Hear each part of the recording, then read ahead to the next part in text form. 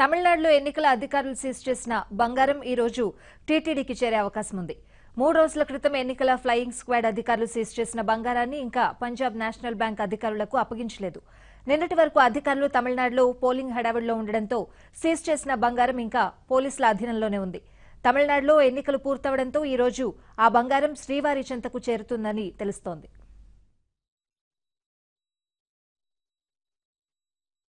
శ్రీవారికి భక్తులు సమర్పించే బంగారాన్ని ఏటా టీటీడీ ముంబైలో మింట్ కు తరలించి ఆ బంగారాన్ని కడ్డీల రూపంలో తయారు చేయించి ఆ తర్వాత అధిక వడ్డీ వచ్చే బ్యాంకుల్లో డిపాజిట్ చేస్తుంది. అందులో భాగంగా ఇప్పటికే వివిధ బ్యాంకుల్లో టీటీడీ 9,000 టన్నుల బంగారాన్ని డిపాజిట్ చేసింది.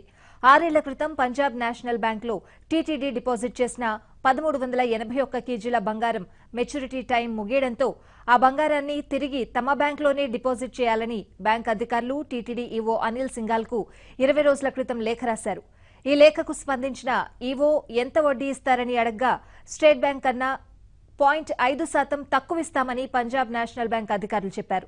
దీంతో తమ బంగారం ఇచ్చేయాలని అనిల్ సింఘాల్ కోరారు. ఈ మేరకు 3 రోజుల క్రితం 1381 కేజీల బంగారాన్ని 25 బాక్సుల్లో ప్యాక్ చేసిన బ్యాంక్ అధికారులు చెన్నై నుంచి 3 మినీ వ్యాన్లలో తిరుపతికి తరలించారు.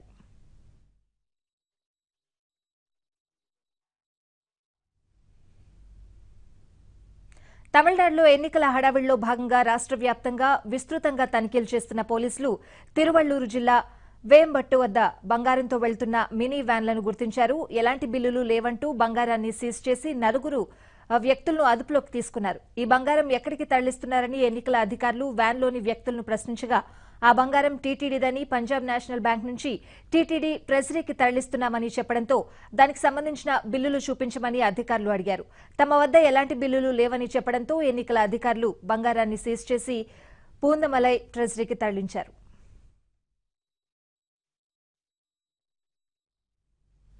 వేపంబట్టు వద్ద 1381 కేజీల బంగారం సీజ్ వార్త తెలిసి పంజాబ్ నేషనల్ బ్యాంక్ అధికారులు హుటాహుటిన తిరువల్లూరుకు వెళ్లారు. ఆ బంగారం టీటీడీదని, మెచ్యూరిటీ గడువు ముగియడంతో టీటీడీ ట్రెజరీకి తరలిస్తున్నామని బ్యాంక్ అధికారులు తెలిపారు.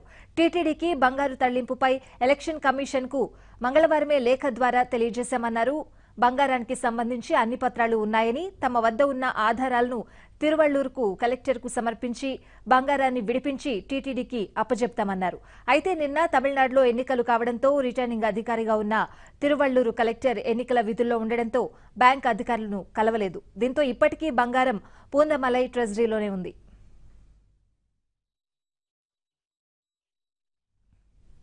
ఈ ఘటనపై బ్యాంక్ అధికారులు నిర్లక్ష్యంగా వ్యవహరించారనే విమర్శలు వెల్లువెత్తుతున్నాయి. ఎందుకంటే ఇంత బంగారాన్ని తరలిస్తున్నప్పుడు దానికి సంబంధించిన పత్రాలు సంబంధిత వ్యక్తులకు ఇవ్వకపోవడం ఏంటని ప్రశ్నిస్తున్నారు. పైగా 400 కోట్ల రూపాయల విలువైన సొత్తును తరలిస్తూ కనీసం ఒక్క భద్రతా సిబ్బంది కూడా వాహనంలో లేకపోవడం ఏంటని ప్రశ్నిస్తున్నారు. బ్యాంకులు ఇంత నిర్లక్ష్యంగా వ్యవహరిస్తాయా అంటూ పెద్ద ఎత్తున విమర్శలు చెలరేగుతున్నాయి. అటు టీటీడీ అధికారులు కూడా నిర్లక్ష్యంగా వ్యవహరించారనే విమర్శలొచ్చాయి.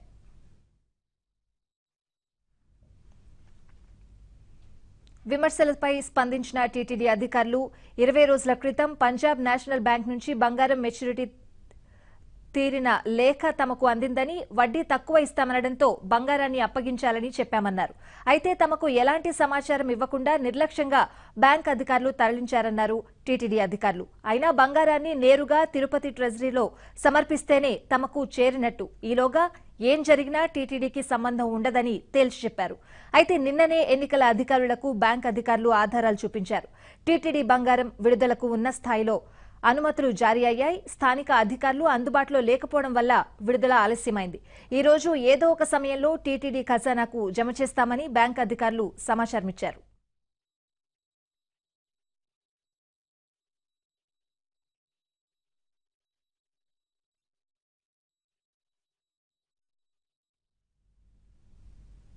ఇవి బులెటిన్